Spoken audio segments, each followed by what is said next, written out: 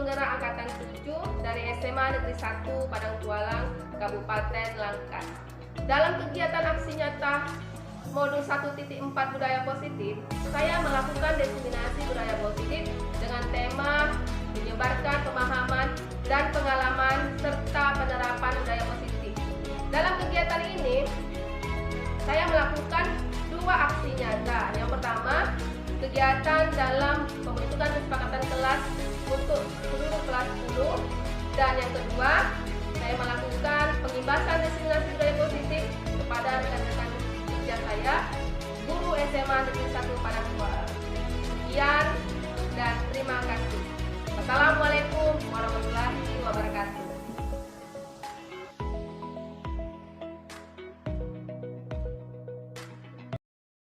Perkenalkan, selama mengikuti pendidikan program calon guru penggerak Angkatan 7, saya dibimbing oleh fasilitator saya, yaitu Ibu Nur Wahida, dan pengajar praktis saya, yaitu Bapak Joshua Agusta Ginting.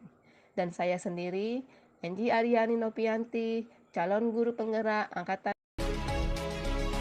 Rangkaian materi yang telah saya sajikan untuk kegiatan aksi nyata modul 1.4 budaya positif ini sudah saya sajikan dalam tayangan slide berikut ini.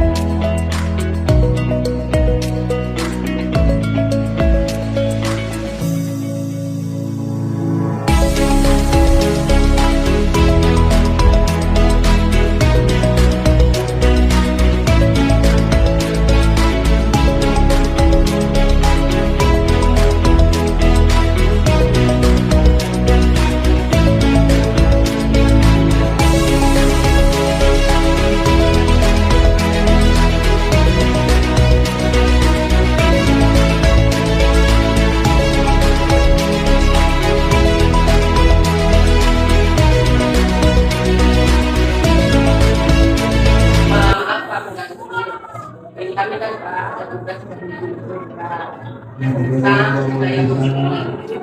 Jadi rekan kami konsentrasi di sekolah untuk kawan-kawan belajar tentang budaya positif dan penerapannya di sekolah. Jadi kalau untuk materinya saya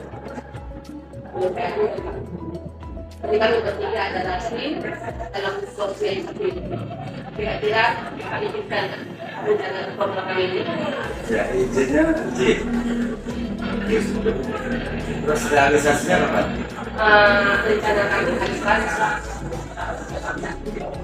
Sudah pembukaannya resmi. Ini kan ada nanti tetapkan dulu dengan media resmi. Sebagai apa? Peserta. Disiplin apa materinya? Nanti saya baca penting. Yang penting udah kami sampaikan, nanti kami persiapkan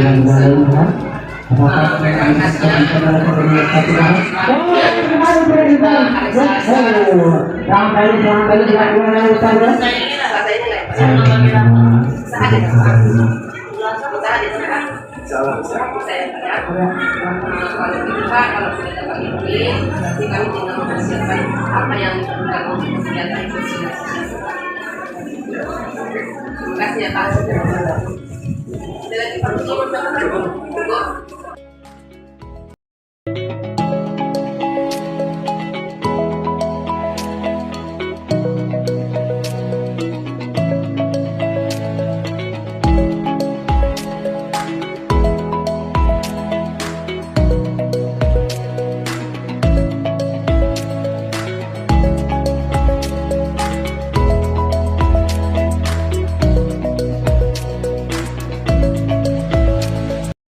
Salam sejahtera bagi kita semua. Alhamdulillah, alamin. Salatu wassalamu ala asrofil anbiya wa sahbihi ajma'in.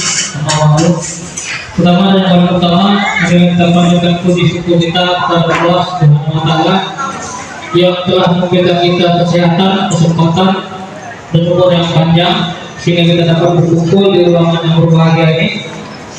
Tak lupa selawat dan berikan salam kita biasa kepada junjungan kita Nabi Muhammad Sallallahu Alaihi Wasallam. Semoga kita mendapat sahabat yang telah berumur akhir. Amin amin ya rabbal alamin.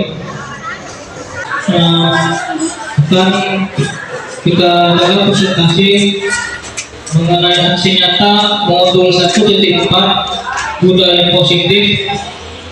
Diseminasi budaya positif menyebabkan pemahaman dan pengalaman dalam penerapan budaya positif, di mana ini merupakan rangkaian dari proses untuk menjadi guru calon penggerak angkatan ke-7 yang mana akan diperdalam lagi materinya oleh Ibu Henti Afriyanti. Kepada Ibu, kami persilakan.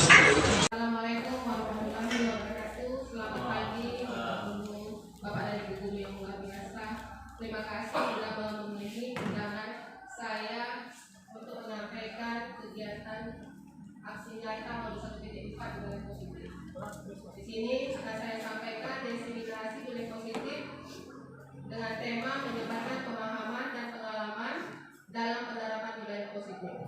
Sebelumnya, yang saya hormati Bapak Kepala Sekolah yang kebetulan hari ini sedang mengadakan Zoom sehingga tidak bisa menghadiri kegiatan diseminasi ini, dan Bapak Ibu guru SMA Negeri 1 Padang Kuala saya sayangi.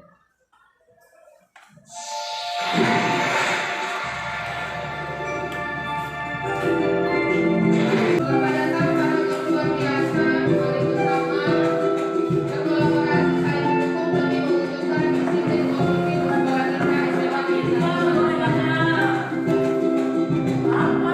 Yang keenam, posisi kontrol, dan yang terakhir adalah segitiga restitusi. Next, Pak. Sebelum saya masuk ke 7 poin utama tersebut, saya mengajak kembali Bapak Ibu guru untuk mengingat kembali filosofi Ki Hajar Dewantara. Filosofi Ki Hajar Dewantara ini yang sudah kita sama-sama mengenal dan menjadi landas dari pendidikan nasional di Indonesia khususnya, di mana filosofi ini mengatakan pendidikan adalah menuntun. Makna dari menuntun ini adalah menuntun segala kodrat yang ada pada anak agar mereka dapat mencapai keselamatan dan kebahagiaan yang setinggi-tingginya baik sebagai manusia maupun sebagai anggota masyarakatnya. Ya, kita lanjut. Ada filosofi yang kedua yaitu pendidikan menghamba pada murid. Ini jujur sebenarnya saya kaget juga dengannya, menghamba pada murid. Yang selama ini saya nggak kenal gitu kan, saya nggak kenal begitu dalam tentang filosofi KHD. Pendidikan menghamba pada murid ini seorang guru melakukan pembelajaran yang berpihak pada murid sesuai dengan minat, bakat, dan kemampuan kemampuan anaknya. Jadi kita di sini harus benar-benar mengetahui siswa kita itu secara kuadrat alamnya dan kuadrat zamannya. Kuadratnya ada dua, kuadrat alam dan kuadrat zaman. Filosofi yang ketiga yaitu guru ibarat seorang petani. Ini lebih kaget lagi saya, karena memang selama ini saya tidak kenal apa itu filosofi yang dicetuskan oleh Ki Hajar Dewantara. Dalam makna guru ibarat seorang petani ini, sekolah ibaratkan sebuah lahan dan siswa ibaratkan benih-benih padi. Petani hanya bisa menyemai benih-benih tersebut, kemudian merawatnya sehingga menghasilkan padi yang unggul. Next. Konsep trilogi Ki Hajar Dewantara yang digunakan sebagai pijakan pendidikan di Indonesia yang sering kita dengar adalah trilogi pendidikan. Trilogi pendidikan ini yang berisi dari Ingarso Songtulodo, yang artinya guru sebagai di depan menjadi teladan bagi siswanya. Ing Madya Mangkaso, seorang guru di tengah membangun motivasi dan berkarya untuk siswanya. Kemudian yang terakhir adalah Tukuri Handayani. Makna dari Tukuri Handayani ini, guru di belakang memberikan dorongan. Makna-makna tersebut yang sebenarnya harus kita terapkan di dalam pembelajaran kita sehari-hari. Kita masuk ke konsep utama disiplin positif, pembelajaran dengan paradigma baru. Apa itu pembelajaran paradigma baru? Tentu kita bertanya-tanya selama ini. Jangankan saya sebagai guru penggerak, banyak juga teman-teman saya bertanya pembelajaran dengan paradigma itu maksudnya apa gitu. Nah, di sini sebagai bentuk diseminasi saya dengan pengalaman yang saya dapat selama menjadi calon guru penggerak, ini saya imbaskan kepada rekan-rekan semua. Dengan maksud ini bukan menggurui Bapak Ibu, kita di sini hanya sharing, berbagi ilmu, dan sama-sama berdiskusi.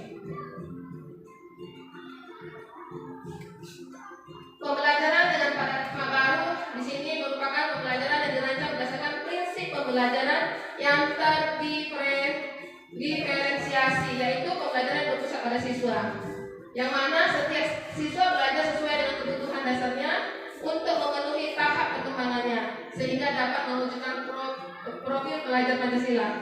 Profil pelajar Pancasila yang saat ini lagi digalak-galakkan di sekolah-sekolah dengan maksud dan tujuan yang itu tadi, memenuhi pembelajaran dengan paradigma baru. Pelajaran dengan paradigma baru ini bisa kita lihat yang mungkin selama ini tidak kita ketahui, khususnya saya juga baru mendapatkan ilmu. Pembelajaran paradigma baru dilakukan melalui kegiatan pembelajaran di dalam kelas, intrakurikuler dan di luar kelas, kokurikuler dan ekstrakurikuler. Pembelajaran intrakurikuler ini dilakukan secara terdiferensiasi. Terdiferensiasi ini maksudnya berpihak pada murid, berpihak pada siswa, sehingga peserta didik memiliki cukup waktu untuk mendalami konsep dan menguatkan kompetensi yang ada pada dirinya. Kemudian pembelajaran kokurikuler berprinsip pembelajaran interdisipliner yang berorientasi pada pengembangan karakter dan kompetensi umum. Dan yang terakhir dari pembelajaran dengan paradigma baru ini yaitu pembelajaran ekstrakurikuler, dilaksanakan sesuai dengan minat siswa dan sumber daya satuan pendidik. Ini contohnya misalnya kita mengadakan ekskul pramuka, ekskul PNR, OSN. Inilah yang dimaksud dengan pembelajaran ekstrakurikuler dengan paradigma baru. Disiplin positif, ini poin kedua dari disiplin positif. Menurut Ki Hajar Dewantara maupun Gainal Goslan, di mana kedua pakar pendidikan mengartikan disiplin sebagai bentuk kontrol diri, yaitu belajar untuk mengontrol diri agar dapat mencapai suatu tujuan yang mulia. Tujuan mulia ini di sini mengacu pada nilai-nilai atau prinsip-prinsip mulia yang dianut oleh seseorang, yang kita namakan nilai-nilai tersebut sebagai nilai-nilai kebajikan yang universal. Dan kemudian dalam budaya kita, makna kata disiplin itu dimaknai menjadi suatu yang dilakukan oleh seseorang pada orang lain untuk mendapatkan kepatuhan. Kita cenderung membutuhkan kata disiplin itu sebagai ketidaknyamanan. Kemudian sebagai seorang pendidik, tujuan kita adalah menciptakan anak-anak yang memiliki disiplin diri sehingga mereka bisa berperilaku mengacu pada nilai-nilai kebajikan universal dan memiliki motivasi intrinsik bukan ekstrinsik. Motivasi intrinsik ini motivasi yang ada dalam diri. Kalau ekstrinsik motivasi yang ada di luar dari diri seseorang. Yang pada akhirnya disiplin positif itu merupakan salah satu cara penerapan disiplin yang bertujuan untuk menumbuhkan kesadaran serta memberdayakan anak untuk melakukan sesuatu tanpa imbalan, ancaman maupun hukuman. Artinya gini, jika anak melakukan sesuatu itu tanpa harus kita kasih imbalan, tanpa kita ancam, tanpa kita beri hukuman. Dengan begitu motivasi intrinsik yang ada pada dirinya sedang berlaku dan diterapkan oleh dirinya sendiri.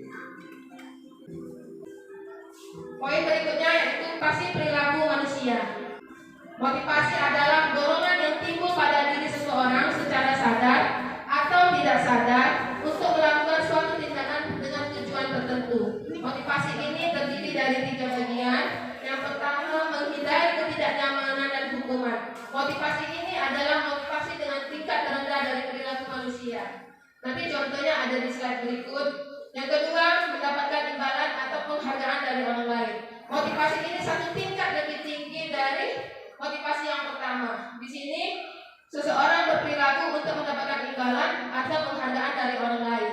Dan motivasi yang terakhir adalah menghargai nilai kebajikan diri sendiri. Motivasi ini adalah motivasi yang terbaik dari kedua motivasi sebelumnya. Yang mana motivasi yang akan membuat seseorang memiliki disiplin positif karena motivasi perilakunya bersifat internal bukan eksternal.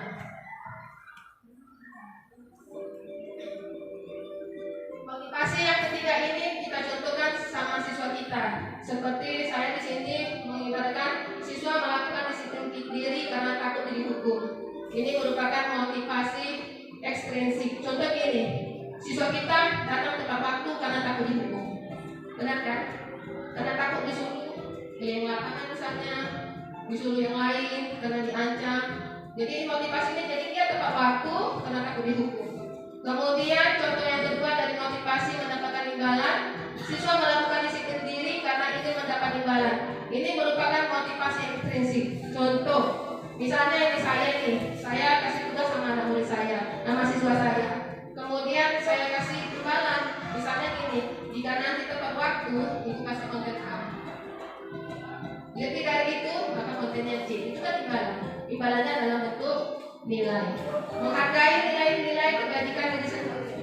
Siswa yang melakukan disiplin diri karena sadar akan kebajikan dirinya. Ini merupakan motivasi intrinsik. Contohnya, siswa tepat waktu dalam mengumpulkan tugas tanpa kita harus memberi nilai A, B, C, atau D. Jadi kan tepat waktu dengan sendirinya dia mengumpulkan tugas. Ini yang disebut dengan motivasi intrinsik.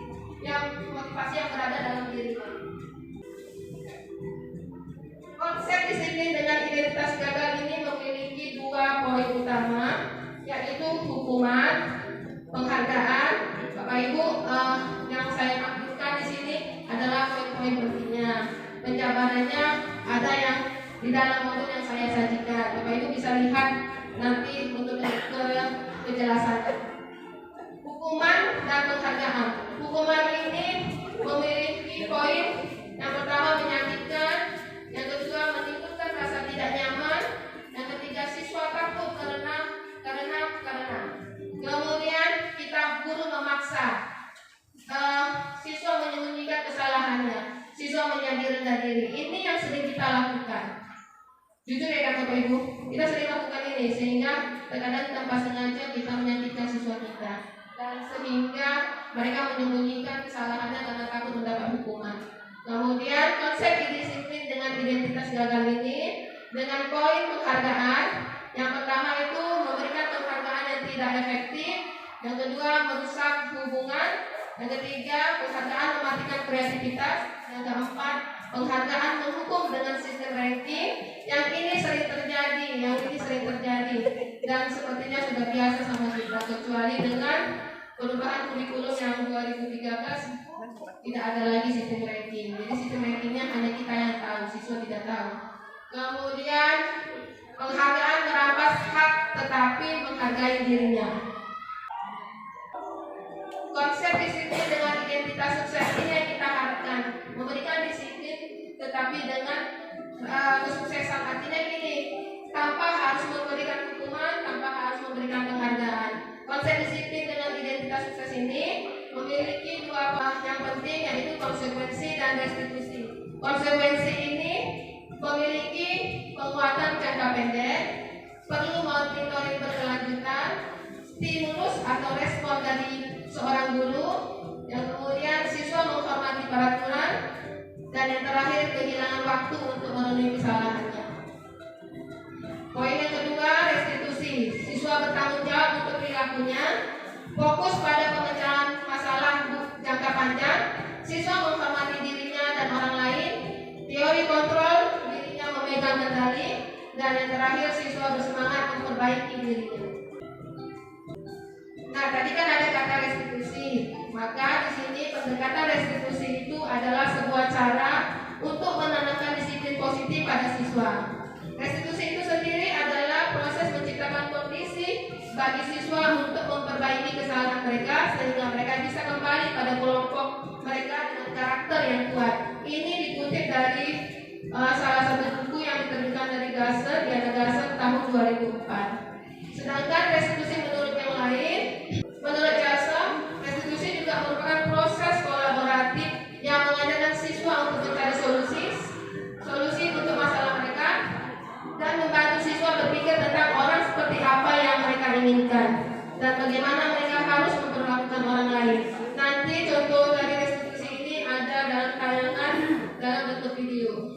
Ciri-ciri restitusi, saya rasa kita mulai bisa untuk sedikit berbenah mengatakan konsep restitusi ini untuk memberikan bukan hukuman tetapi restitusi kepada siswa yang melanggar disiplin. Ciri-ciri restitusi ini bukan menebus kesalahan, namun belajar dari kesalahan, memperbaiki hubungan, tawaran bukan paksaan, menuntun anak untuk melihat ke dalam dirinya, mencari kebutuhan dasar yang mendasari tindakannya, fokus pada karakter bukan pada tindakan, menguatkan dan fokus pada solusi bukan masalah. Tadi ada saya sampaikan hukuman, konsekuensi, dan yang terakhir restitusi. Perbedaan dari 3 poin tersebut bisa saya gambarkan di sini sebagai hukuman. Guru menghukum siswa tersebut dengan tidak mengizinkannya masuk dan belajar. Ini contoh kasusnya saya ambil dalam mata pelajaran TIP. Siswa terlambat masuk lab komputer. Jadi guru menghukum siswa tersebut dengan tidak mengizinkannya masuk dan belajar. Atau guru marah dan siswa menjadi takut. Dengan kategori konsekuensi, guru memberikan konsekuensi untuk mengerjakan tugasnya secara mandiri dengan mengikuti instruksi yang ada pada materi dan tidak mengganggu temannya. Kalau di lab itu anak yang terlambat pasti ketinggalan. Jadi konsekuensi yang saya berikan kepada seluruh anak kelas 10 boleh terlambat tetapi belajar dari materi yang disajikan. Di dalam materi itu sudah ada instruksi, jadi mereka tinggal mengikuti instruksinya. Atau guru tegas dan siswa menghormati peraturan. Artinya ini tidak boleh terlambat masuk di lab, disiplin waktu, tetap hadir tepat waktu. Ini contohnya. Kemudian dengan kriteria restitusi, guru menanyakan keyakinan kelas dan membantu siswa menyelesaikan masalahnya. Atau guru terbuka dan siswa menghormati dirinya dan orang lain. Bapak Ibu nanti yang mau bertanya boleh ya. Poin yang berikutnya, kebutuhan dasar manusia. Menurut Dr. William Gasser dalam Choice Theory tahun 1998 itu menerbitkan dan mengatakan kebutuhan dasar manusia itu ada 5 poin utama. Yang pertama yaitu kebutuhan bertahan hidup. Yang kedua kebutuhan kasih sayang dan rasa aman. Yang ketiga kebutuhan penguasaan. Yang keempat kebutuhan kebebasan. Dan yang kelima adalah kebutuhan kesenangan. Kebutuhan ini ada saya lampirkan di dalam modul penjelasannya. Jadi Bapak Ibu bisa melihat definisi dari kebutuhan yang dicetuskan oleh Dr. William Gasser. Dan yang berikutnya adalah kesepakatan kelas. Mengapa kesepakatan kelas? Mengapa tidak peraturan kelas saja? Untuk apa dilakukan kesepakatan kelas? Mungkin itu yang menjadi pertanyaan. Mengapa kesepakatan kelas? Kenapa nggak peraturan? Jadi kita sudah bisa membuka kata peraturan menjadi kesepakatan. Dengan arti kalau peraturan ada hukuman, kalau kesepakatan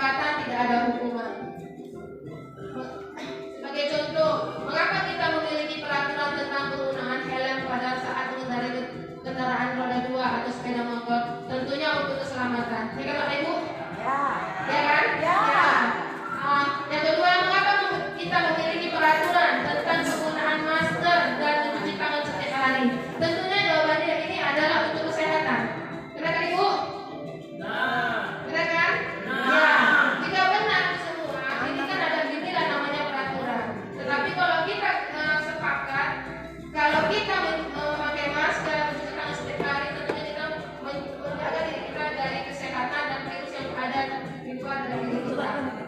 Catatan ini saya ambil dari materi keyakinan kelas pada LMS yang ada di SIPKB. Bagaimana pembentukan kesepakatan kelas? Bapak Ibu yang masuk di kelas 10, mohon izin kalau ada lemari yang ada di dalam kelas itu bertempel-tempel dengan stick note. Karena itu kami sedang melakukan kesepakatan kelas untuk semester 2 ini kita mulai, dan berharap kalau kesepakatan kelas yang saya buat dengan anak-anak itu diterapkan. Jadi Bapak Ibu boleh lihat yang masuk kelas 10 khususnya mungkin ada karton yang berwarna hitam yang ditempel-tempel stick note, atau mungkin ada yang di lemari yang ditempel-tempel. Jadi mohon kita kerjasamanya, itulah kita kolaborasi supaya anak-anak bersepakat pada dirinya tidak melakukan pelanggaran disiplin. Kemudian bagaimana pembentukan kesepakatan kelas? Yang pertama itu dilakukan lebih abstrak. Yang kedua berupa pernyataan universal. Pernyataan universal ini mereka yang membuat, bukan kita. Kita hanya melihat dan mendukung apa yang mereka buat. Dibuat dalam bentuk positif, sedikit saja agar mudah diingat, sesuai dengan kondisi kelas dan sekolah agar mudah diterapkan. Dan yang terakhir adalah semua warga kelas atau sekolah dilibatkan saat membuat. Jadi contoh gini, ketika membuat kesepakatan kelas, saya melibatkan seluruh warga kelas. Berarti jika ada 36 siswa, maka 36 lah yang menempelkan stigma mereka di papan. 36 kesepakatan kelas dan 36 harapan kelasnya. Saya membuat sebagai sampel kelas yang saya lakukan. Ini adalah kegiatan membuat kesepakatan kelas di kelas 10 IPA 2. Di 10 IPA 2 ini saya lihat kemarin masih ada, mungkin sudah dilepas anak-anak. Pertama berdiskusi tentang apa itu peraturan. Kalau peraturan berarti ada dukungan. Jadi saya tidak mau lagi ada kata peraturan kepada mereka, tetapi ada kesepakatan. Nah itu saya menyampaikan arahan apa itu peraturan, apa itu konsekuensi, dan apa itu restitusinya, dan membagikan stiker yang mereka akan tulis sebagai bentuk kesepakatan kelasnya. Yang kedua, merumuskan peraturan menjadi kesepakatan. Bapak Ibu lihat kan di situ ada 36 stiker berwarna pink dan 36 stiker berwarna warni. Yang berwarna pink itu adalah harapan kelas mereka, dan yang berwarna warni itu adalah kesepakatan kelas mereka. Yang kemudian dari yang ke-36 itu diambil beberapa bagian sehingga menjadi kesepakatan kelas yang akan mereka patuhi. Nah Bapak Ibu, kesepakatan kelas di 10 IPA 1 sebagai bentuk mereka sepakat itu disiplin waktu, belajar dengan semangat dan percaya diri serta aktif, saling menghargai, selalu menjaga kebersihan kelas, saling bekerja sama dan gotong royong dalam menjaga keindahan kelas. Mereka ingin kelasnya indah, selalu kompak, tidak ada circle geng. Karena mereka ada geng, jadi mereka nggak mau ada geng. Selalu menerapkan 5S, salam, senyum, sapa, salam, santun, dan sopan. No bullying, no bullying, dan no circle. Ini ya mereka yang buat, bukan saya. Saya hanya memandu dalam bentuk memberikan stick note, kemudian mereka yang menuliskan. Dari tulisan mereka diambil berapa banyak yang sama, kemudian dibuat kesepakatan kelas. Harapan kelasnya dikenal dengan prestasinya. Mereka berharap kelas mereka dikenal dengan prestasinya, terkenal dengan kelas yang indah dan bersih. Bapak Ibu yang wali kelas 10 IPA 1 ini ya, harapan kelasnya kelas yang adem dan nyaman, dikenal dengan sikap yang solid, dikenal dengan siswa yang selalu 5S, berharap kelas aman dan nyaman, berharap ada solusi dari kotoran musang yang selalu masuk ke dalam kelasnya. Jadi ini semua memang mereka yang tulis. Kita yang memandu, kemudian kita ambil beberapa bagian yang mudah diingat. Saya bertanya, kenapa ada kotoran musang yang masuk ke dalam kelas? Kenapa itu harapannya? Karena kami mau kelas kami indah dan bersih, serta adem. Kemudian menolak adanya sikap bullying, circle.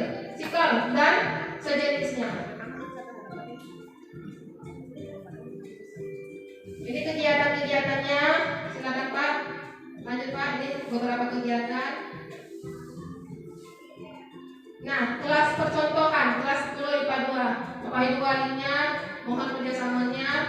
Mereka bersepakat untuk disiplin waktu, aktif dalam belajar, saling menjaga kebersihan, membuka sepatu ketika berada di dalam kelas, selalu kompak dan menolak bullying.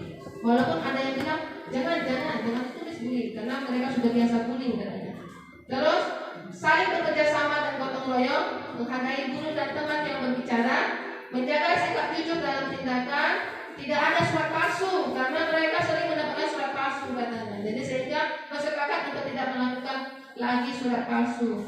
Dan yang terakhir adalah selalu menerapkan 5S dengan senyum, sapa, salam, sopan, dan santun. Ini adalah harapan kelasnya. Nah, kelas 10 IPA 2 ini sebenarnya banyak kali harapannya, tapi saya ambil yang sedikit saja sesuai dengan stikernya. Menjadi kelas juara, kelas yang aktif di berkompetisi. Saya rasa di kelas 10 IPA 2 ini mengenai ini harapan kelas mereka aktif. Kelas yang nyaman dan aman, kelas yang terkenal dengan kebersihan dan keindahannya, kelas yang menerapkan disiplin positif, kelas yang memiliki fasilitas yang nyaman dan layak pakai. Saya nggak tahu nih fasilitas apa yang mereka minta. Kemudian kelas yang memiliki toleransi yang tinggi, ada kipas angin untuk membuat udara adem di dalam kelas. Jadi ini harapan kelasnya. Kemudian terakhir adalah berharap diinginkan menggunakan wifi dari bapak kepala sekolah. Suatu bapak kepala sekolah melihat diseminasi ini mungkin dikabulkan harapan kelasnya. Ini adalah kegiatan-kegiatannya. Saya kasih sekali ya Ibu Herman tidak hadir pada saya menunjukkan si Joshua yang kebetulan membantu teman-temannya. Kemudian Pak. Nah, kesepakatan kelas di 10 IPS 2. Mereka walaupun kelas IPS, tapi mereka memiliki antusias yang tinggi. Disiplin waktu, semangat dalam belajar, mengerjakan tugas tepat waktu, no bullying, no julid, tidak ada geng dan tidak ada caper. Nah, ini terjadi di dalam kelas mereka. Ibu yang ada yang menjadi wali kelas 10 IPS 2 ini nanti diingat-ingatkan kembali kesepakatan mereka karena mereka yang buat. Kemudian saling bekerja sama dan gotong royong dalam menjaga kebersihan, menghargai guru dan teman yang berbicara, dan selalu menerapkan 5S: senyum, sapa, salam, sopan, dan santun. Ini kegiatannya, beberapa kegiatan yang sudah saya dan para warga kelas 10 IPS 2, beberapa rangkaian kegiatan sudah saya dokumentasikan. Nah, kalau yang tadi saya munculkan adalah kelas yang bukan saya wali kelasnya, kelas-kelas yang saya masuki sebagai guru mata pelajaran, tetapi saya juga mempunyai kesepakatan kelas di dalam lab komputer bersama 10 IPA dan IPS, kelas 10 IPA dan IPS, yaitu hadir tepat waktu, berdoa sebelum belajar, tertib ketika berada di lab, tidak membawa makanan selama berada di lab kecuali minuman, membawa peralatan tulis masing-masing, menghargai guru dan teman yang berbicara. Ini yang selalu saya tekankan, menghargai guru dan teman yang berbicara, selalu menerapkan 5S, mengoperasikan komputer sesuai dengan prosedurnya. Nah, Bapak Ibu, untuk mendalamkan kesepakatan kelas ini, tadi sudah saya sampaikan kelas yang saya ambil sampelnya itu adalah kelas 10 IPA 2, yang di dalamnya ini waktu setelah tahun baru saya masuk pertama kali, saya menyampaikan kesepakatan kelas ini sebagai bentuk kesepakatan yang akan kita terapkan selama 1 semester ini.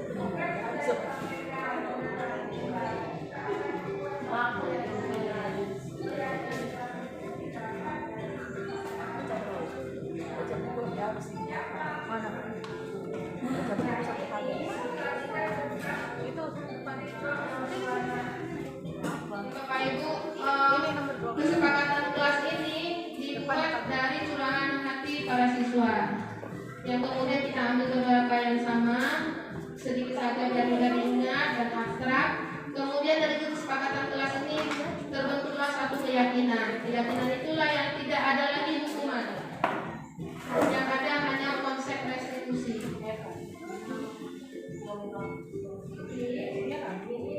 Kita bisa belum ada. Ini kita ada 10.000. Mama buka itu jarinya. Kasihnya 10 baca. Iya.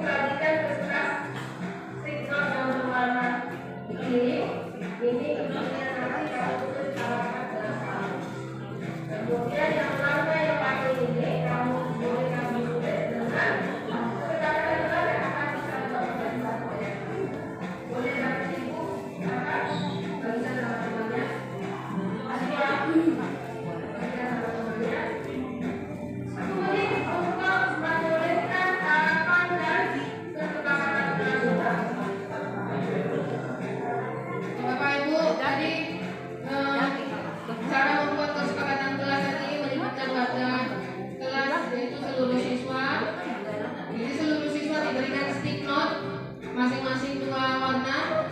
Yang pink tadi adalah untuk harapan kelas dan yang warna-warni untuk kesepakatan kelas.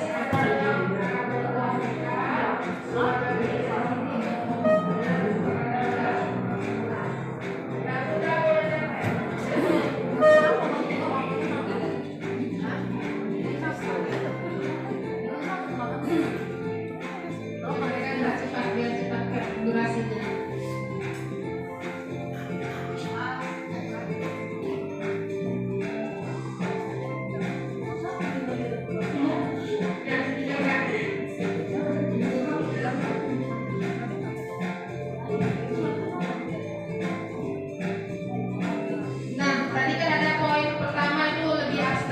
Jadi maksud abstrak itu mereka yang menulis, mereka yang mengutarakan, kemudian mereka itu terlibat dalam penyusunan kesepakatan kelas yang poin-poin yang akan disepakati bersama.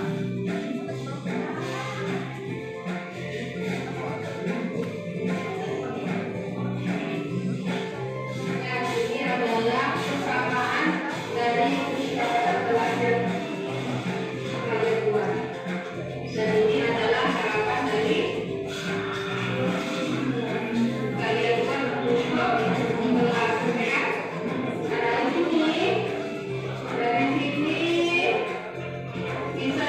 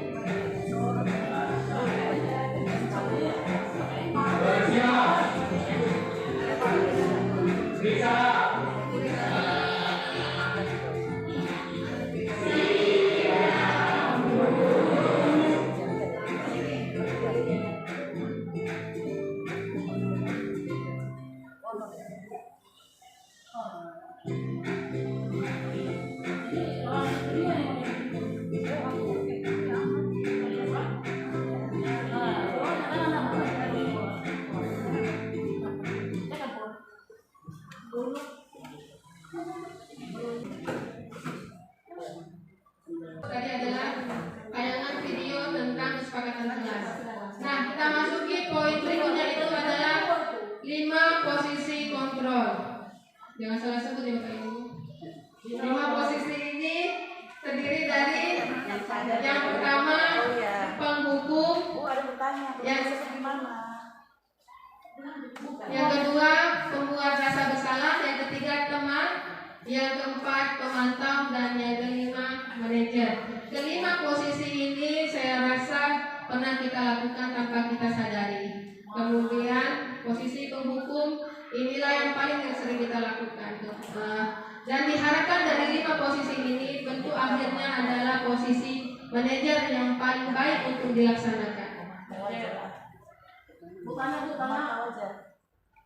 Ya, contoh penerapan 5 posisi kontrol ini, kasus siswa tidak memakai atribut ketika upacara bendera.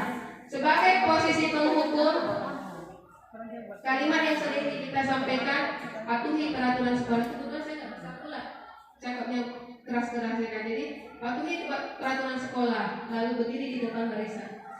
Membuat merasa bersalah, berapa kali harus ibu kasih tahu? Ini contohnya siapa ini kan? Berapa kali harus ibu kasih tahu kamu? Ibu pun kecewa dengan kamu. Sebagai teman, ayolah yang tertib, buat ibu guru bangga. Kali ini tidak apa-apa kamu salah. Dan pemantau, kamu sudah melanggar peraturan dan kamu harus melakukan konsekuensinya.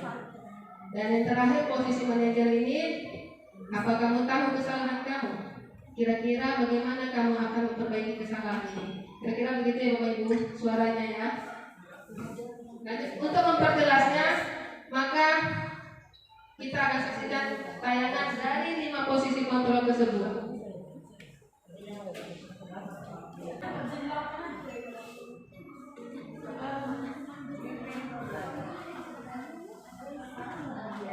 Bapak Ibu, ini videonya boleh disimak ya, tentang posisi kontrol.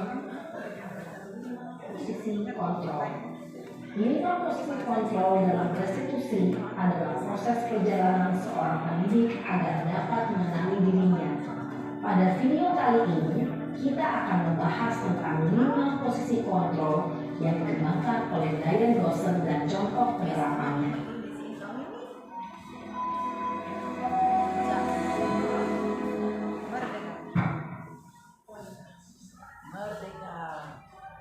Posisi penghukum.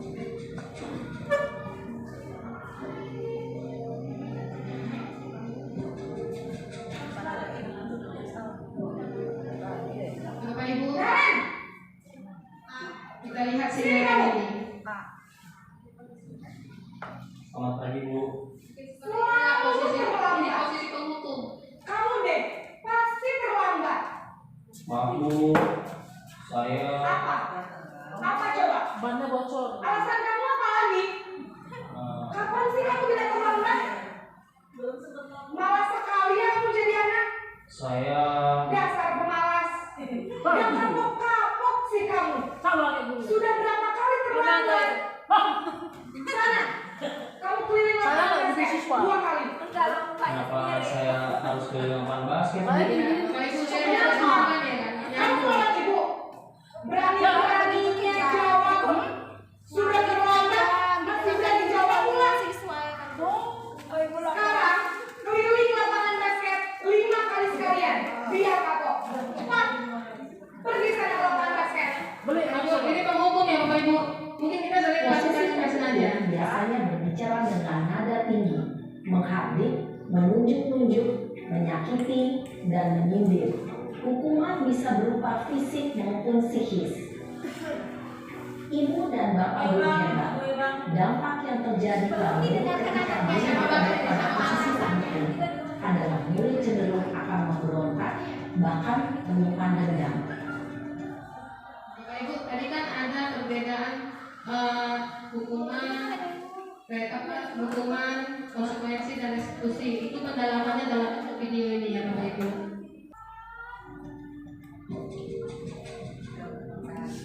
Si Ain nggak capek dia ditanya terus. Ini posisi pembuat rasa bersalah.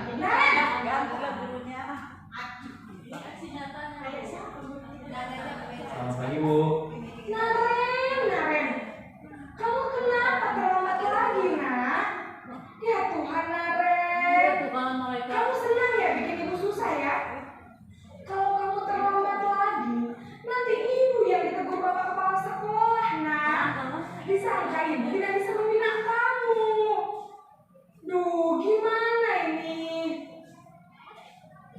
Maaf Bu.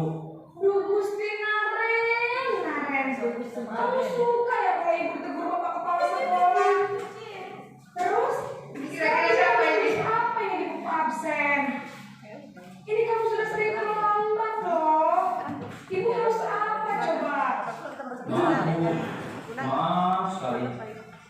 Ya sih anak masa sekali jangan bisa lagi anak ya. Ibu tidak harus lagi kalau kamu gini terus. Bisa jantungan kalau ibu tegur bapak kepala sekolah. Saya coba kelas. Maaf ya Bu. Maaf sekali. Jangan sinari bapak ibu, dia tetap merasa bersalah. Posisi pembuat rasa bersalah berbicara dengan nada tenang, cenderung lembut. Namun kata-kata yang diutarakan membuat murid merasa menjadi orang yang gagal, memandang buruk dirinya sendiri, merasa tidak berharga, dan tidak sanggup membahagiakan orang lain. Ketika guru mengambil posisi pembuat rasa bersalah, murid akan menganggap dirinya yang bersalah dan ia akan menyimpan emosi negatif tersebut di dalam dirinya. Tadi kan ada konsep disiplin dengan identitas gagal. Dan inilah yang dimaksud dengan tadi poin-poin tadi. Siswa merasa dirinya gagal, kemudian dia rendah, jadi rendah diri, bahkan bisa dikucilkan. Sekarang kita lihat posisi sebagai teman. Nah, kalau saya rasa saya ini di posisi sebagai teman, seringnya di posisi sebagai teman. Tetapi posisi ini membuat anak jadinya harus dipantau, harus motivasinya ekstensif. Jadi dalam jangka pendek bukan jangka panjang.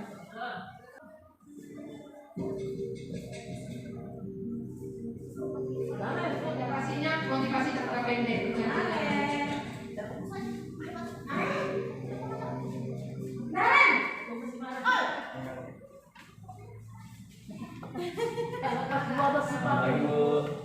Wah, sudah jam berapa ini nak? Terlambat lagi ya sayang. Saya Bu. Kamu malah menyalahkan ibu kamu. Kamu bukannya anak yang larinya paling kencang. Kok terlambat sih? Iya Bu. Saya memang terlambat bangun Ini tadi. kalau terlambat 1 atau terlambat 10 kayak mana? Biarpun saya lari kencang. Ya, terlambat 10? Gak kencang Bu. Kalau terlambat 10 Ya orang sudah sana. Nanti lain kali larinya lebih kencang lagi ya. Biar gak terlambat lagi. Bikin aku sama aja ibu. cepat. Langsung ibu. Bisa kan? Bisa lah Bu. Ya sudah sana masuk kelas. Bisa dilanjut Beresin ya. urusan absen kamu. Kamu ini Arifin ini kan emang mampus lah. Guru berbicara dengan nada suara akrab, cenderung bersenggah-gulung untuk menjaga suasana tetap santai. Murid akan merasa senang, aman, dan akrab dengan guru.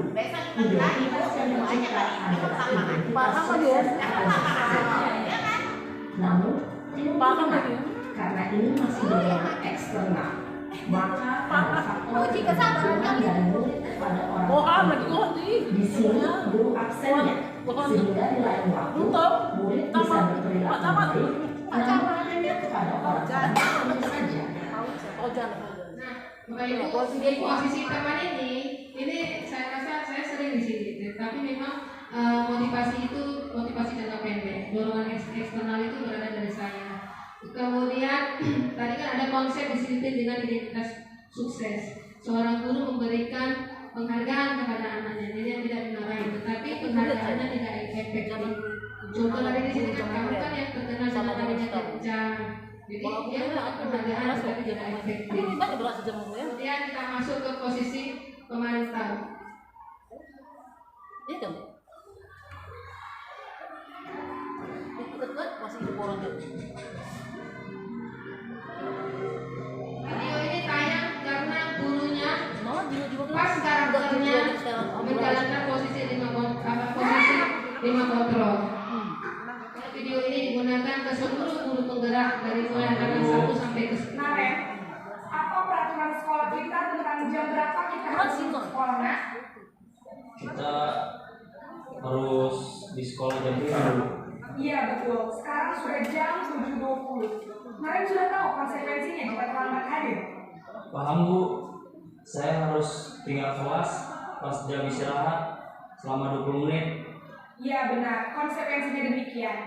Jadi nanti jam 9.30 pas istirahat, kamu harus tinggal di kelas, kerjakan tugas tambahan untuk ketertinggalan kamu, ya? Baik Bu. Posisi pemantau mengandalkan penghitungan atau data untuk mengontrol murid. Guru mengarahkan murid berdasarkan peraturan dan konsekuensi. Seorang pemantau menunjukkan bahasa tubuh dan ekspresi wajah yang datar dan cenderung formal. Bapak Ibu, di posisi pemantau ini posisinya termasuk konsep disiplin dengan identitas sukses, tetapi seorang guru berada di peraturan dan seorang siswa mengikuti peraturan atau kesepakatan yang sudah diadakan di sekolah maupun di kelas masing-masing. Yang terakhir adalah posisi manajer. Posisi manajer inilah yang diharapkan nanti ke depannya bisa kita terapkan secara bersama. Walaupun untuk menerapkannya kita harus membutuhkan proses.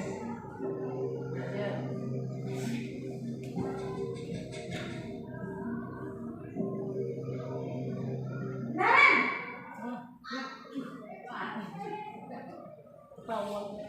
Selamat pagi Bu.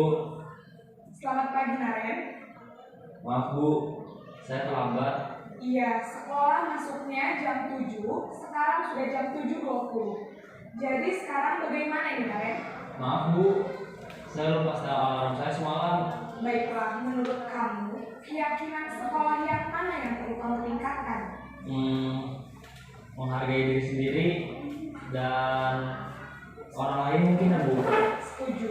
Jadi, apakah Naren meyakini prinsip saling menghormati tersebut? Iya Bu, saya meyakininya. Apakah Naren bersedia memperbaiki masalah keterlambatan ini? Bersedia Bu. Bagaimana kamu akan memperbaiki masalah keterlambatan ini? Saya akan coba untuk tidak lupa menyetel alarm saya Bu. Baik, kalau Naren lupa menyetel alarm di rumah, ada orang yang kira-kira bisa bantu mengingatkan tidak? Ada Bu, kakak saya, Kak Emma. Ada lagi selain Kak Emma? Selain Kak Emma, ada ibu saya. Baik, jadi yang mengingatkan Naren adalah Kak Emma dan ibu kamu ya? Kira-kira akan mulai setel alarm kapan nih Naren? Setelah pulang sekolah, akan segera saya lakukan. Baik, jadi Naren akan setel alarm untuk bangun besok pagi dan akan diingatkan oleh kakak dan ibunda Naren ya. Ada lagi yang mungkin perlu dilakukan Naren agar tidak terlambat bangun lagi? Tidak ada Bu. Baik Naren, terima kasih untuk kerjasama kamu. Sekarang kamu perlu kembali ke kelas untuk belajar. Baik Bu, terima kasih. Posisi manajer adalah posisi kontrol yang disarankan untuk membimbing murid memiliki sikap disiplin yang positif, yaitu murid yang mandiri, bertanggung jawab, dan dapat memecahkan masalah. Tujuan dari posisi ini adalah agar murid dapat berefleksi atas tindakannya. Guru akan dengan tulus memberikan pertanyaan-pertanyaan bermakna, sehingga membuat murid dapat belajar dari kesalahannya dan mencari sebuah solusi untuk menyelesaikannya. Ibu dan bapak guru hebat, setelah mengamati adegan kelima posisi kontrol tadi, kira-kira posisi mana yang paling ideal? Posisi mana yang dapat menunjang motivasi intensif murid? Ya, tentu posisi manajer. Posisi ini memang posisi ideal yang ingin dituju setiap pendidik. Pada posisi inilah, guru dapat menerapkan disiplin positif dan berpihak pada murid, yang memerdekakan murid. Perjalanan seorang pendidik tentunya tidak mudah untuk sampai pada posisi seorang manajer. Namun, tujuan kita pasti, yaitu menciptakan murid-murid yang mandiri, merdeka, dan bertanggung jawab. Semoga penggambaran 5 posisi kontrol yang telah diperlihatkan ini dapat menjadi ajang refleksi bagi kita semua, agar dapat terus mengasah dan menerapkan disiplin positif yang memerdekakan murid. Mari terus berlatih dan bersemangat. Selamat menerapkan. Salam dan bahagia Ibu dan Bapak Guru. Hebat. Bapak Guru, tadi kan dibilang Ibu praktisi pendidikan untuk menjalankan dan menerapkan posisi kontrol dengan posisi manajer ini membutuhkan proses. Seorang guru juga memiliki keterbatasan emosi dengan kesabaran. Jadi kita memang betul-betul membutuhkan proses untuk sampai ke posisi manajer. Bentuk poin berikutnya adalah segitiga restitusi. Tadi kan sebelumnya saya sudah sampaikan segitiga restitusi. Restitusi ini adalah salah satu cara atau metode pendekatan untuk mengembalikan siswa ke dalam kelompoknya dengan karakter yang lebih kuat lagi. Dalam restitusi itu terdiri dari segitiga. Segitiga ini memiliki sisi yang mana sebagai dasarnya adalah menstabilkan identitas. Menstabilkan identitas ini maksudnya kita semua akan melakukan hal yang terbaik yang bisa kita lakukan. Siapa sih yang mau melakukan hal yang salah? Tentu kan kesalahan itu pasti ada dasar kenapa kesalahan itu dilakukan. Kemudian sisi yang kedua, validasi tindakan yang salah. Validasi tindakan yang salah ini mengatakan semua perilaku pasti memiliki alasan. Dan yang terakhir, menanyakan keyakinan. Kita semua memiliki motivasi internal. Motivasi internal ini adalah motivasi yang berada dari dalam diri kita sendiri.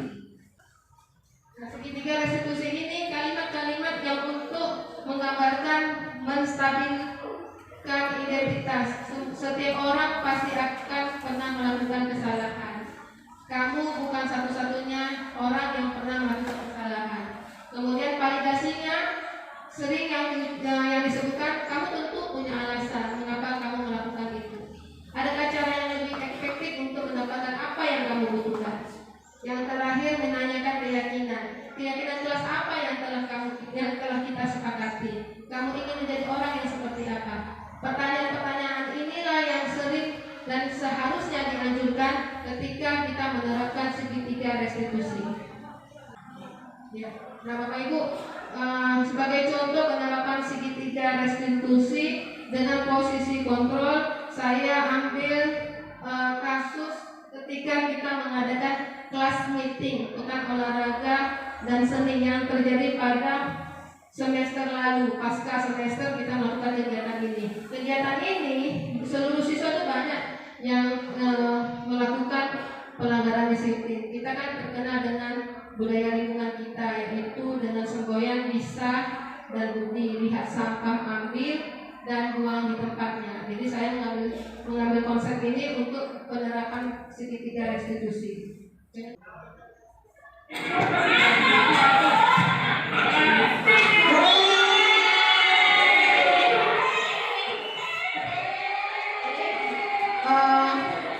Kasusnya membuang sampah sembarangan yang diperankan oleh anak kita Sibli 10 IPA 6. Sibli tanpa konsep, dia mengikuti pertanyaan saya, kemudian dia menjawab sesuai dengan alur yang saya tanyakan.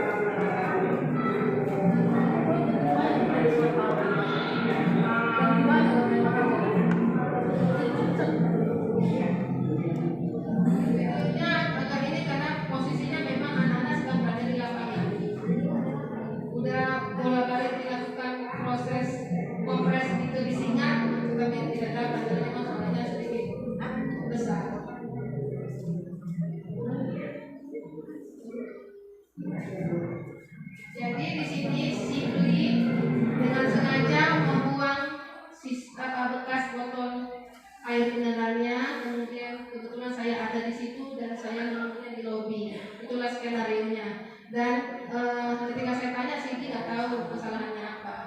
Ketika saya bilang siapa yang membuang sampah, barulah Sigi mengatakannya iya. Dan saya menanyakan semboyan lingkungan kita yang sudah kita terapkan sejak adanya adiwiyata lingkungan hidup. Dia menyebutkan bisa dan budi. Lihat sampah, ambil, dan budinya jual di tempatnya. Saya menaikkan budaya lingkungan kita ini ke dalam kasus penerapan segitiga restitusi karena saya pikir saya mau memunculkan sekolah kita karena kita memiliki satu penghargaan tentang budaya lingkungan hidup, yaitu adiwiyata. Silakan Pak. Video pertama yang Sigli itu posisi saya sebagai seorang pemantau karena saya menanyakan apa konsekuensi yang harus dilaksanakan ketika kita melanggar disiplin lingkungan hidup. Jadi Sigli melakukan keyakinan melanggar keyakinan tentang budaya hidup, yaitu membuang sampah sembarangan. Jadi konsekuensinya Sigli harus memungut sampah sebanyak 3 kantong plastik. Kemudian ketiga kantong plastik tersebut harus ditempatkan pada tempat sampah sesuai dengan fungsi organik dan anorganik. Di video yang kedua, saya melakukan posisi kontrol sebagai seorang manajer karena melibatkan orang-orang yang bisa memandu siswa yang melanggar kesepakatan kelas ketika ujian. Jadi posisi manajer ini membawa siswa untuk menyelesaikan masalahnya, mencari solusi atas masalahnya sehingga dia tidak melakukan kesalahan yang sama lagi. Bapak Ibu, sampailah kita di kesimpulan. Di sini saya mengambil kesimpulan dalam penerapan program disiplin positif ini hendaknya seorang guru memiliki standar kepribadian, profesional, dan sosial yang baik, di mana guru mampu berefleksi pada posisi kontrolnya saat ini, bagaimana perjalanan dirinya sebagai seorang among atau posisi manajer yang menuntut siswa-siswanya menjadi insan yang mandiri, merdeka belajar dan bertanggung jawab sesuai wujud dari profil pelajar Pancasila. Semoga sesi belajar kita hari ini membawa manfaat sehingga dapat mewujudkan profil pelajar Pancasila. Salam sehat dan merdeka belajar. Merdeka.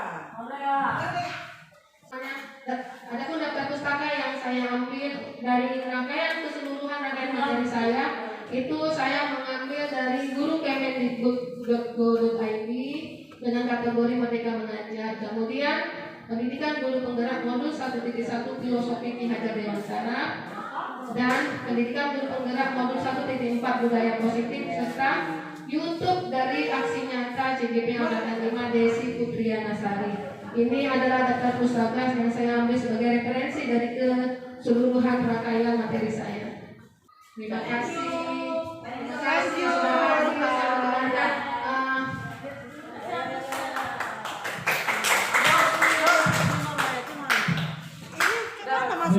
itu tadi presentasi dari Aksi Nyata modul 1.4 budaya positif, diseminasi budaya positif yang disampaikan oleh Ibu Enji. Kita masuk ke sesi berikutnya, yang sesi tanya jawab. Bapak-bapak Ibu yang ingin menanyakan sesuatu, ya Ibu, ada yang mau ditanyakan? Duduk. Siswanya harus bagus-bagus. Terima kasih atas kesempatan yang diberikan kepada saya untuk bertanya.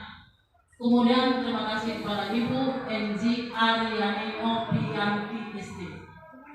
Saya pada hari ini mendengar materi yang Ibu paparkan kepada kami.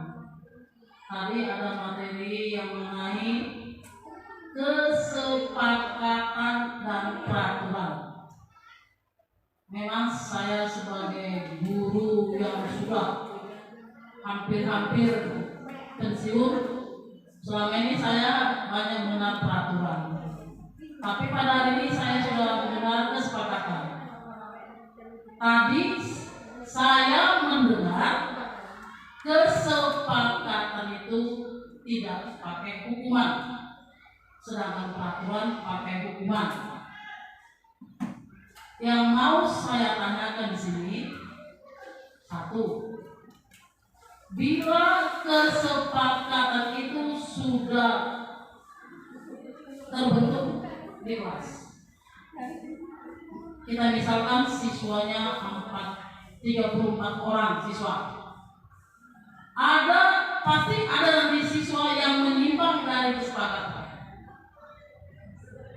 Bagaimana cara kelas itu untuk mengatasinya supaya kesepakatan itu tidak dilanggarnya? Yang kedua, kesepakatan itu bisakah dibentuk tanpa guru? Istilahnya wali kelas ataupun guru.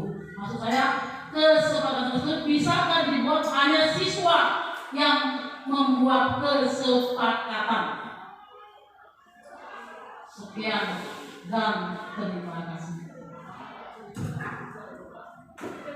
Terima kasih kepada Ibu Rosawati Sinaga yang sudah memberikan pertanyaan kepada saya dan saya mencoba untuk memberikan tanggapan. Di dalam konsep disiplin positif itu salah satu poinnya adalah keyakinan kelas. Keyakinan kelas itu diperoleh dari kesepakatan kelas, dan kesepakatan kelas itu diperoleh dari curahan hati para siswa yang ada di dalam kelas tersebut. Jadi, bagaimana siswa yang melanggar kesepakatan kelas yang sudah terbentuk? Tadi kan saya bilang keyakinan kelas itu didapat dari kesepakatan kelas. Di sini saya masih menyampaikan kesepakatan kelas yang akan nanti buat untuk menjadi keyakinan kelas. Contoh, kesepakatan kelas yang saya buat kan lebih abstrak, berupa kebijakan universal, dibentuk dalam bentuk positif, sedikit saja, agar mudah dipahami sesuai dengan kondisi kelas. Semua warga kelas itu dilibatkan. Jadi kalau mereka itu dilibatkan, menurut pendapat saya, jika mereka dilibatkan, berarti mereka udah tahu apa yang mereka sepakati. Dari kesepakatan itulah nanti akan ada keyakinan kelas. Sebagai contohnya di sini kan tadi ada 10 IPA 2 itu disiplin waktu. Jadi kalau mereka melanggar kesepakatan kelas yang tentang disiplin waktu, maka keyakinannya mungkin anak tersebut bisa, nanti akan saya buat dan direncanakan dibuat, jika mereka terlambat masuk ke dalam kelas itu mungkin akan keluar lebih lama. Bukan di kelas ya, kalau bilet sudah kuat keyakinan kelasnya. Kemudian bagaimana jika anak yang melanggar? Mereka akan tahu keyakinan kelas apa yang mereka sudah melanggar dan mereka harus mematuhinya tanpa hukuman.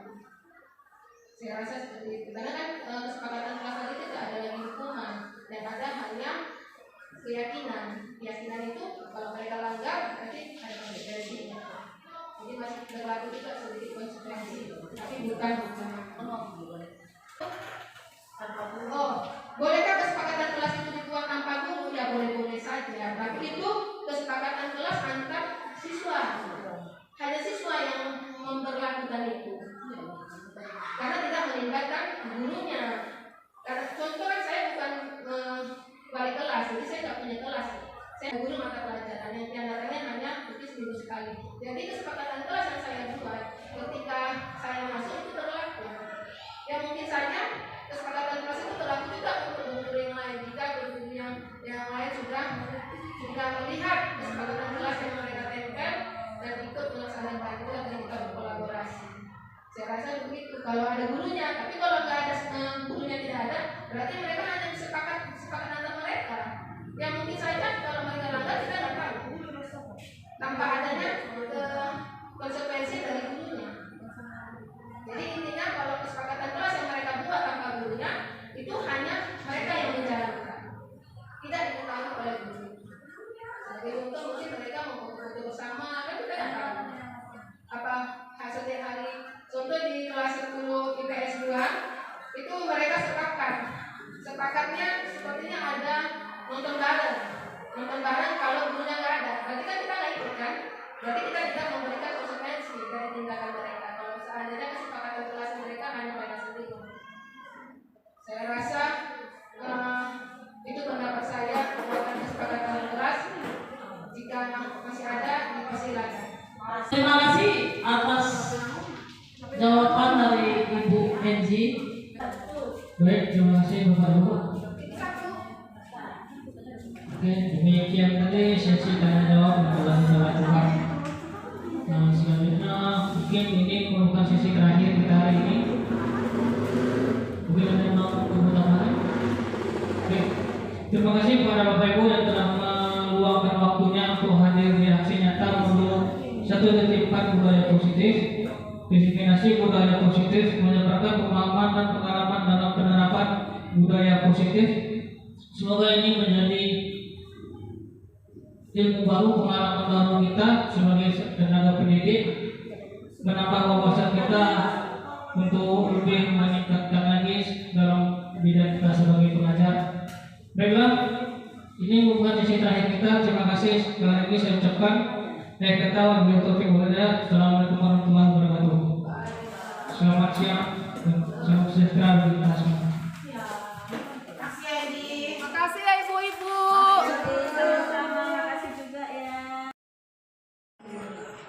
Selamat pagi, saya Indah Limbong dari 10 IPA 2. Dari hasil diskusi kami untuk membuat kesepakatan kelas dan kemudian akan menjadi keyakinan kelas kami, saya berharap keyakinan kelas ini bisa kami terapkan. Terima kasih dan selamat pagi. Assalamualaikum warahmatullahi wabarakatuh. Saya Saren Ahmad Daud dari kelas 10 IPA 2. Dengan adanya harapan kelas yang kami buat ini, saya berharap kedepannya kelas kami menjadi nyaman, aman, dan damai. Sekian dari saya. Wassalamualaikum warahmatullahi wabarakatuh. Kepada Ibu Enji yang telah menyampaikan materi kepada saya, kepada kami semua mengenai budaya positif. Di dalam materi budaya positif tadi ada materi yang mengatakan perbedaan peraturan dengan kesepakatan kelas, di mana selama ini mungkin saya sebagai guru, katakanlah saya guru zaman dulu, yang saya dominankan masalah peraturan kelas. Namun setelah saya tadi mendengar materi tadi, zamannya sekarang peraturan itu diganti dengan kesepakatan kelas. Peraturan adalah yang harus dilakukan siswa dan apabila tidak dilakukan mendapat hukuman. Sedangkan kesepakatan kelas tidak mendapat hukuman. Dan kesepakatan kelas itu dirembukkan, didiskusikan, disepakati satu kelas dan dibarengi dengan guru. Dan apabila ada yang tidak memenuhi, itu tidak diadakan hukuman dan disepakati lagi supaya bagaimana terjadi kesepakatan yang maksimal. Itulah materi yang saya dapat pada hari ini dan saya mudah-mudahan bisa nanti saya terapkan di kelas saya agar peraturan itu digantikan dengan kesepakatan kelas. Terima kasih. Sekian.